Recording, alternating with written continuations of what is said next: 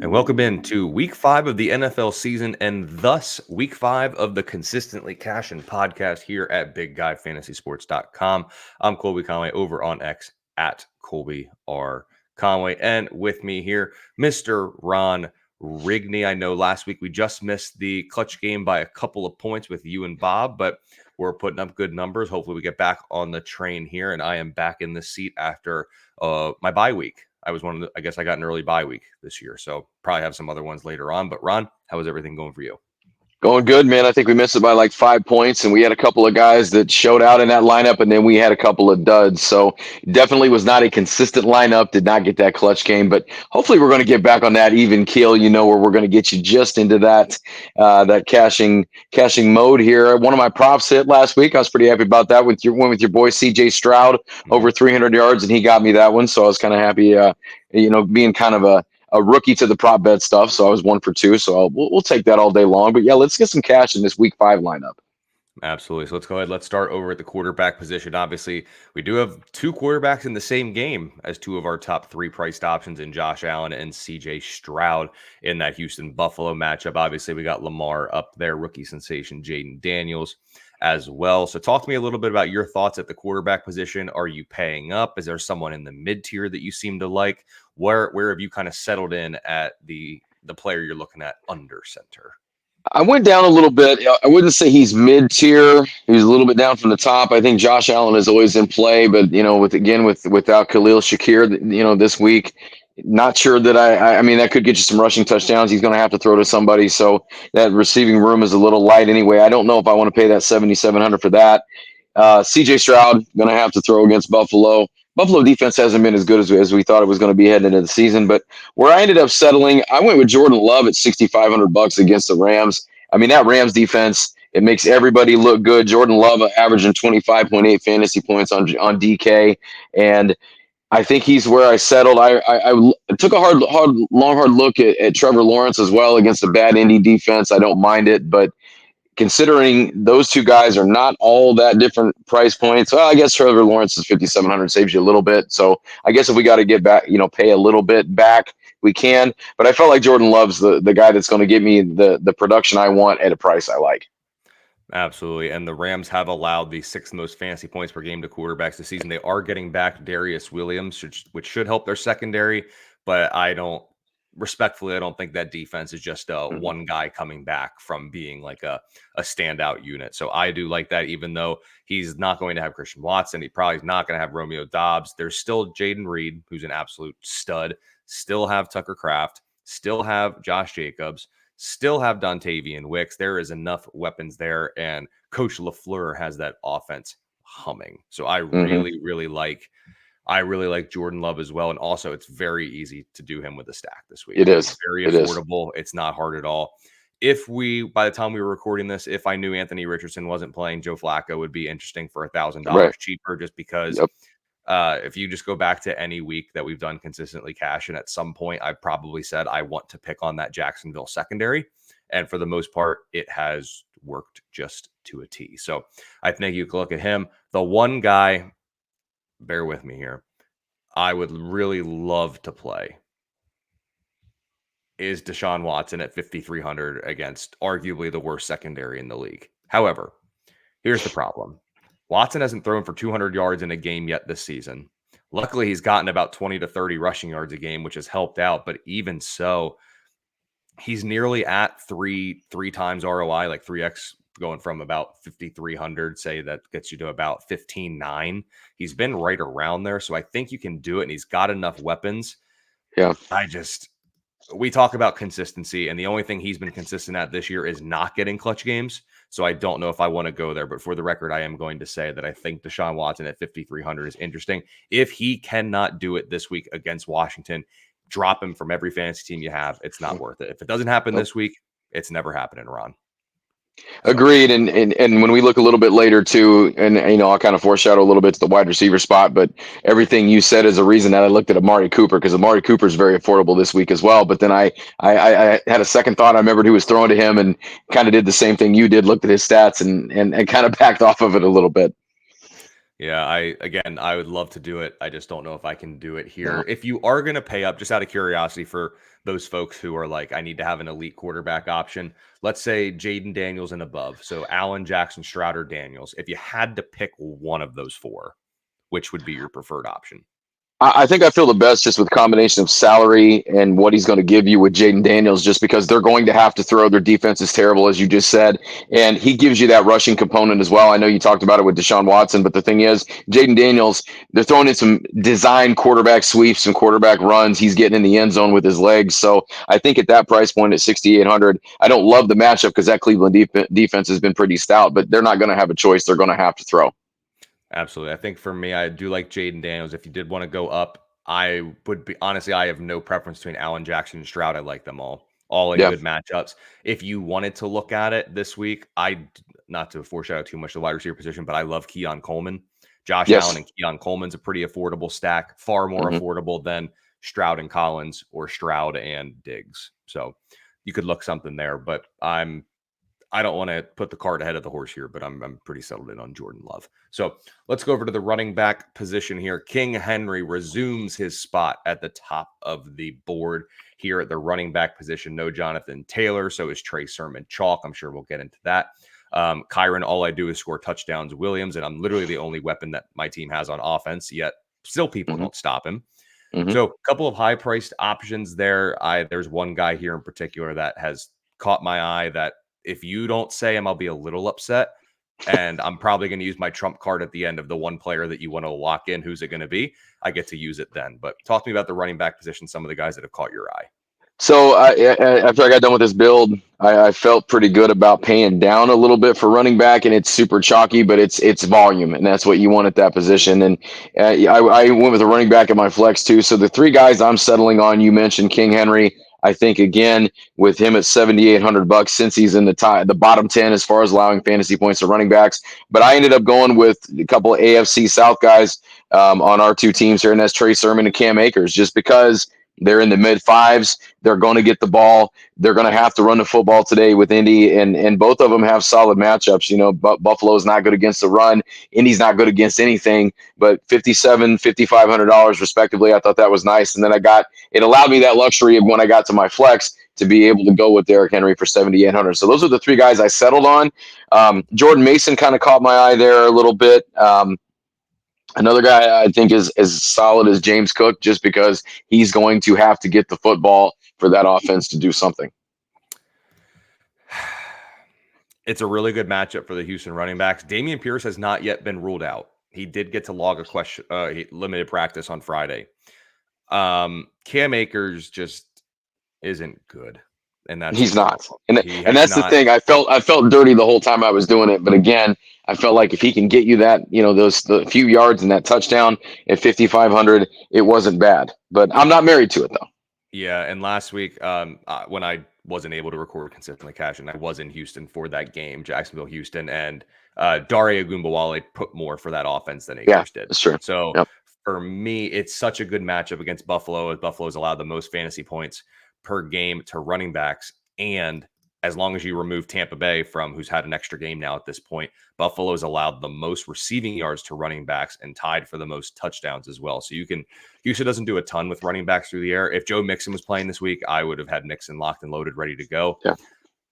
Pierce could be interesting if he plays, just because I do think they're going to give him the work, and he did look kind of good in week one. So the one guy you didn't mention that I'm a little upset about, I don't love the matchup, but I love the player too much, and it's Kenneth Walker. This Yeah. guy's out there breaking his neck on flips and Yeah. is getting first downs. He's fighting for everything. And what we have seen when he is out there, Zach Charbonnet is an afterthought. And we're getting, like, if you recently, I think it was Ryan Grubb, their offensive coordinator, I mean, glowing about Kenneth Walker. Like, he's coming into his own, physical, all the buzzwords you want to hear. The Giants have nobody this week. If Wan'Dale Robinson would have hurt his hamstring in practice, Ron, one of us might have gotten a call to come play. Like, they are banged up. There's no Malik Yeah. Neighbors. Yeah. Singletary's, I believe he was ruled out. So they're Yeah. going Tyrone Tracy. And if he's doubtful, he ain't going to play. So I'm not worried about him there. They have nobody. I don't know if they're going to move the ball. This is going to be a heavy ground day for Kenneth Walker. And we saw it last week. Detroit was one of the best run defenses coming into that matchup. He goes out there and puts up almost 7 yards a carry with 3 touchdowns. 3 touchdowns. He was a week winner last week. He won two leagues for me, hands down. I wouldn't have won if I didn't have him. Overall, for the season, when you look at this, Detroit has allowed the 5th fewest fantasy points to running back. They're only 5th because of what Kenneth Walker did last week. And then you look at Denver, they are at 6, 7, 8, 9. They've allowed the 10th fewest to running backs. He's put up 20 plus fantasy points in each of those games. Now you have the Giants, who are in the bottom half. They're about average in terms of running back per game. So I love Kenneth Walker. Travis Etienne, I would love to go with him against the Colts, but Etienne scares me right now considering Bigsby looked good last week and Etienne's got that shoulder thing. Josh Jacobs, the problem is we can talk about a Packer at every position. We can't have a lineup with Jordan Love, Josh Jacobs, Dontavian Wicks, and Jaden Reed. That's a couple too many. That's a couple too many Packers. The last one I'll give a shout out to is Chuba Hubbard. I don't know how you don't play him at this point. Since Dalton has stepped in, look at this, 18 plus carries, 100 yards on the ground with at least 4 targets. I don't know how you don't play Chuba Hubbard. I know Chicago's actually been fairly generous to running backs. No Jonathan Brooks yet. The other guys aren't involved. In theory, Carolina gets a lead because Caleb Williams has been dog doo-doo this year for the most part. I don't know how you don't play Chuba Hubbard at 6,100. I've kept coming in on Walker, Hubbard, and maybe King Henry if I go a third running back. But I have a champagne taste, but I think we have a not champagne budget as we're looking at it here. Any other things you want to call out at the running back position before we advance to? No, I love everything you said about Kenneth Walker, and I think that's a guy we're going to build this lineup around for sure. But just again, trying to find those guys with volume and trying to find those guys that are going to give you something in the good matchups. I think it's a little more difficult this week, especially at those higher price points. But again, I think King Henry's worth a look at the top. But yeah, I think Kenneth Walker is the guy you go with all day long for sure. Like what you said there. I think so. Let's head over to wide receiver here. Anybody here that's kind of catching your eye? Tyreek Hill, if they had a quarterback, would be interesting at 7,600 just because we don't typically ever see him that cheap. Obviously, you do got Nico Collins, and then we got a bunch here. So a couple guys up here I like as well, but I'll kick it over to you first for your thoughts on the wide receiver position. So again, with what I wanted to do at other spots, I went down just a little bit. You mentioned Jaden Reed before. I think he's the obvious stack with Jordan Love, so I went with him at 6,500. Went back to that Indy Jacksonville game. I believe I saw where Christian Kirk is out this week, if I'm reading it correctly. Thought I saw that somewhere. Maybe I didn't. But either way, I like Brian Thomas Jr. Had a touchdown last week. And then the other third guy, I mentioned him as well, Keon Coleman. They've got to throw to somebody. I feel like that offense is going to find ways to get him the ball in space. So the touches are going to be there. It's just a matter of what he does with them. But those are the 3 guys that I ended up settling on. But again, with Romeo Doubs doubtful, I think Jaden Reed is nice there. I actually found Christian Kirk. Looks like he doesn't have an injury designation. I don't know where I saw that at. But again, like Thomas at that price. I think Marvin Harrison's in play there. I know that's a tough matchup, but that dude is just becoming lights out week after week. I mentioned Amari Cooper earlier. Terry McLaurin is another guy I kind of looked at, and I don't love the matchup there, but again, they're going to have to throw. But that's Jaden Reed is probably my favorite this week, just to stack with Jordan Love because he's not super, super expensive. I agree with you on that one. Love Jaden Reed. And now, I mean, the floor in terms of his volume has been elevated too. And obviously, we know he only needs a couple of touches to get you 20 fantasy points. So, other than that, whenever there's a game at NRG Stadium, I think Nico Collins is in play. I think at this point, Nico has ascended into that matchup proof territory. And again, in home games, he just seems to dominate. So, this year, the 2 home games, 8 for 135, 12 for 151. Both of his touchdowns have come at home, has at least 86 yards in every game this season. I love DK Metcalf going against the Giants. Let me ask you this quick before I continue going. Which revenge game narrative wide receiver has the better day? Is it Stephon Diggs against Buffalo or DJ Moore against Carolina? I think you got to go with Diggs just because the quarterback is much, much better. I love DJ Moore, but DJ Moore is just not putting up the numbers because he's not getting the ball. Stephon Diggs has been pretty good. He's been a little touchdown dependent, I think, at times. But I think if you're going with a revenge narrative, you got to go with that one. Yep, I do prefer Diggs as well. And with only a $300 difference, I'll take the guy who's actually been scoring points of late. Yeah. If we go to that Jacksonville Indy game, Christian Kirk is my preferred, or not my preferred. I do like him a lot. I don't know how you don't play Brian Thomas. He's just too big, too fast, too strong. I think Indy's going to have Hmm. a tough time covering him. And if we can get Joe Flacco in that game, don't be surprised if more points are scored than you might think. Like Right. that game could go towards the over. If you need to save a little bit of money, Dontavian Wicks is going to be super chalky this week at only $5,000 on DraftKings. He's going to be uber chalk. So expect to probably, that might be something where like we might love Jaden Reed, but we might have to put in Wicks just so that way we're on the free square with everybody. Keon Coleman is my preferred guy in Buffalo. I probably won't get there in cash, but if you do play tournaments and you want someone there, I really like Trey Tucker this week. They move him into the slot enough. He should avoid Patrick Surtain. And Devontae Adams is out with his hamstring / trade request. So look at Trey Tucker. Let me see if I have other thoughts here at the wide receiver position. One of my favorite ones is Debo. I just think he's going to cook this Arizona zone defense. And this year, per Pro Football Focus, Samuel leads the 49ers in targets, receptions, and yards against zone coverage. And he's PFF's top graded receiver against zone this season. So I think you can look to Debo as well. Any final thoughts on Deontay Johnson? Kind of same thing. I know it's a tough matchup, but it's really hard to ignore his 27 targets since Mr. Dalton went under center. Yeah, if we find out, of course, this doesn't help us now, but if you want to make a change after you find out what the final word is, again, if Joe Flacco's in there, I think those Colts receivers, Josh Downs is super, super affordable at 5,100. He had a big game last week. And then you've got Michael Pittman is all the way down at 6,000, another guy that kind of had his coming out party with Joe Flacco. So as a Colts fan, as much as I hate to say it, I want to see Joe Flacco as the starter. And that kind of will pay dividends if you decide to pay down for any of these Indy wide receivers. I think you're absolutely right. Let's head over to tight end. Trey McBride is back, thank goodness, because otherwise this position would be an absolute dumpster fire. So obviously McBride at the top one. I like Kincaid going up against Houston. Brock Bowers is in another good matchup as well. And when we look here at fantasy points allowed to the tight end position, Kansas City Chiefs are number one, but they're Monday night. We have the Ravens, except the Ravens have two tight ends that kind of split it. If Evan Ingram plays, I think he's a smash spot against Indy. And then you could also maybe look to Tucker Kraft against the Rams. But of course, that just gives us another freaking Green Bay Packer in our lineup. So overall, what do you think of the tight end spot? Is it Trey McBride or bust? I mean, if you can afford it, yes. I don't feel like I could afford it, so I looked at a couple ways to try to fit it in. Couldn't do it. I ended up settling with Cole Kmet, who's averaging 10 points. Again, you have a rookie quarterback there. That means a lot of checkdowns to the running back spot, to the tight end spot. He's been putting up solid numbers for the position. Now, that's not saying much with the, like you said, with the dumpster fire that the position has been. But I felt like at 4,300 with that matchup against Carolina, they're in the bottom five, I think, as far as allowing fantasy points to tight ends.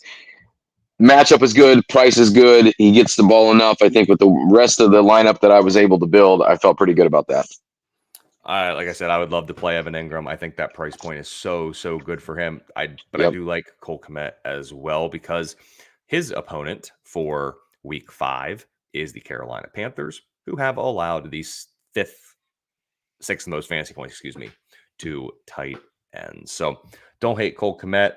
Down there, maybe Colby Parkinson, just because we have enough Green Bay people. Maybe we bring Parkinson back. I mean, he's got averaging 6 targets per game over the last 2 weeks, and the Packers are actually tied for the Rams in terms of fantasy points allowed, hanging out about 7th in the league. So Parkinson could be interesting to bring it back. Last but not least, let's head over to defense. I'll be honest, I pretty much locked in on Denver. Just I think that's a good defense, and Vegas doesn't scare me. But any other receivers, or I'm sorry, defenses, maybe the Seahawks against the Giants, who are neighborless and Singletary-less.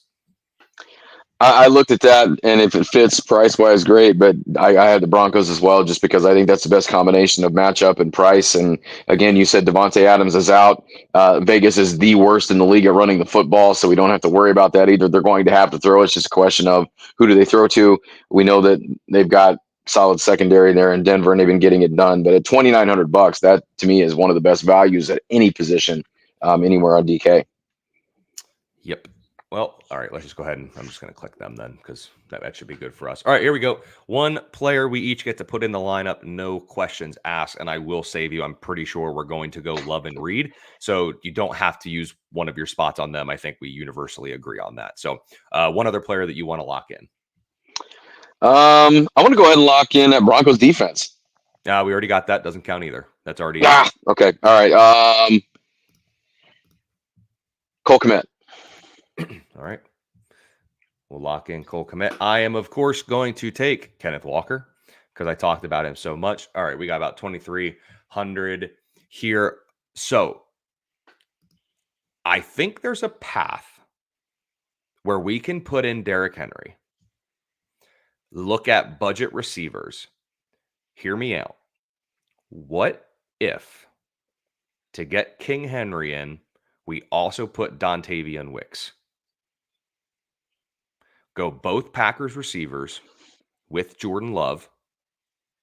And then we might have enough for like Keon Coleman and then another kind of mid-level wide receiver play or flex play, like a Trey Sermon type. What do you think? I do like that. I was trying to see here. I know that Green Bay LA game is sitting at 49 points, 48.5 points right now. So I think that there's going to be a lot of fantasy goodness. I don't think we're going to get what we got Thursday night, possibly. I mean, we could, who knows? But I don't mind that a bit because it allows us, again, King Henry has been getting the ball. He's been getting in the end zone. I think he's well worth the 7,800 this week. So I'm all for that. So if we go King Henry, we go Trey Sermon, we go Dontavian Wicks, that puts us at 4,500 for a flex. We are $200 off Keon Coleman. So the other option is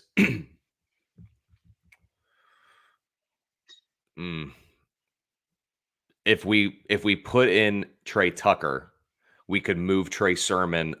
Now we would have a receiver going against our defense, but we would then be able to move Trey Sermon up to Chuba Hubbard. Okay. Which isn't bad. No, not at all. I mean, he's like you said. I mean, yeah, who would have thought Chuba Hubbard on DK would be averaging 17 fantasy points a week and be cheaper than guys right. that are not doing as well as him. So we go wide receiver, and then we come down here to get to Trey Tucker. So it'd be Jordan Love, Kenneth Walker, Derrick Henry, Jaden Reed, Dontavian Wicks, Trey Tucker, Cole Kmet, Chuba Hubbard, and the Broncos defense. We would have a receiver going against our defense. I don't necessarily think that's the end of the world because, Trey Tucker could catch the 75-yard touchdown pass, gets us 4 times our investment, and then Denver goes out there, gets 3 sacks, 2 interceptions, and of course fumble. Well, and then when Trey Tucker breaks that off, Denver's going to lock him down. He's done his work for us. Then Denver defense can go to work. Oh, and I mean, and look at it too. Like the past 2 weeks, Tucker's been at 15 and 22 points, and they've only put up 20 and 22 points. And then if we look at defensive wise, in that game against Vegas, Cleveland still put up 11 fantasy points in that one. So that's fine. And the Panthers in that one even put up 5. So, I mean, that's not great, but there's a path for Trey Tucker to produce and the Denver defense to produce for us. So I like it. I'm in. One more time. Jordan Love, Kenneth Walker, Derrick Henry, Jaden Reed, Dontavian Wicks, Trey Tucker, Cole Kmet, Chuba Hubbard, and the Broncos defense. That will do it for the Week 5 consistently Cashin podcast and our lineup for this week as we look to get back on track with a clutch game. Ron, let everyone know where they can find you and your work. I'm Ron Rigney on the X Machine. Of course, over at BigGuyFantasySports.com. Got you the waiver wires this week. I'm trying to get you a couple of guys that help you in the short term and a couple of guys you can stash away in the long term. So please check that out. And come for the consistency. Stay for all the other great stuff we have over there at BigGuyFantasySports.com. And you got your prop bets coming up here in a couple of minutes with Mr. Colby Conway, who's right here, and Mr. Bob Lung, the pioneer of consistency. So stay tuned for that as well. Absolutely. You can find me on X over at Colby R. Conway. Along with this, I have the Who's Hot, Who's Not article each week at BGFS, as well as the Prop It Like It's Hot podcast and article. So make sure you check all that out. Give me a follow on X. Give Ron a follow at X. Give Bob a follow over on X. Best of luck in Week 5 for both your seasonal action, your daily action, your sports betting, your player props, everything and anything. Best of luck. And as always, stay consistent.